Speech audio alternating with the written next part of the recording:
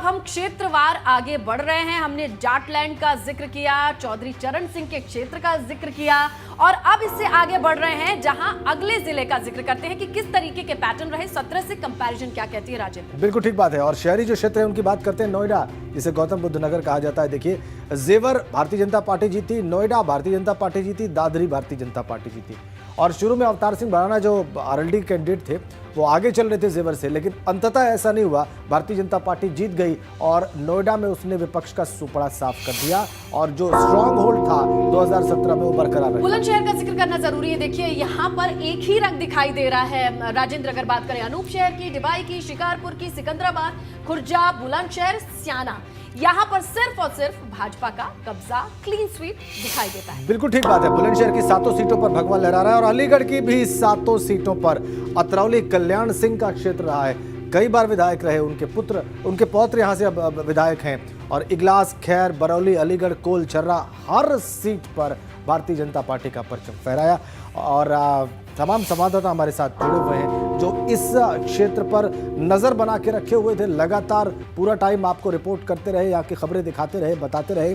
बलराम पांडे उनके पास चलेंगे। इसके अलावा नितिन उपाध्याय आगरा से जुड़ गए, उनके पास जाएंगे, लेकिन पहले बलराम का रुख करेंगे और बलराम से जानेंगे कि ये जो शानदार प्रदर्शन रहा है समाजवादी पार्टी और आरएलडी के गठबंधन के बाद भी इस क्षेत्र में, बलराम, और खासकर शहरी क्षेत्रों में, इसमें विजय का सबसे बड़ा कारण, सबसे बड़ा फैक्टर बीजेपी का क्या रहा है? बलराम।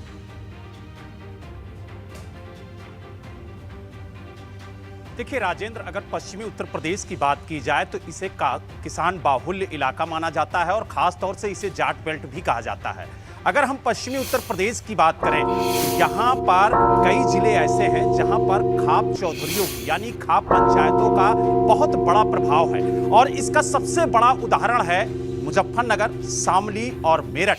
इन 3 जिलों में खाप चौधरियों का सबसे बड़ा वर्चस्व है और यही वजह है कि खाप चौधरियों ने चौधरी जयंत सिंह को समर्थन देने का ऐलान किया था। यही वजह है कि चाहे वो मुजफ्फरनगर हो, शामली हो या फिर मेरठ हो, यहाँ पर गठबंधन ने बेहतरीन प्रदर्शन किया है। लेकिन जैसे ही इन जिलों से बाहर निकलेंगे, चाहे वो गाजियाबाद हो, गौतम बुद्ध नगर हो, हापुड़ हो, बुलंदशहर हो, यहाँ पर भारतीय जनता पार्टी ने शानदार जीत हासिल की है, यानी क्लीन स्वीप किया है। और इसके पीछे की वजह है कि 2013 में जो मुजफ्फरनगर में दंगा हुआ था, उसके बाद से जो नया समीकरण तैयार हुआ था, उस समीकरण का सीधा फायदा भारतीय जनता पार्टी को मिला। चाहे 2014 का चुनाव उठाकर देख लीजिए, चाहे 2017 का चुनाव देख लीजिए, चाहे 2019 का। ये जो क्षेत्र है वहां पर छपरौली भी आता है जहां चौधरी चरण सिंह की छाप है, यहाँ अतरौली आता है जहां कल्याण सिंह की छाप है और वोटर्स ने किसको छाप करके वोट दिया, ये भी चीजें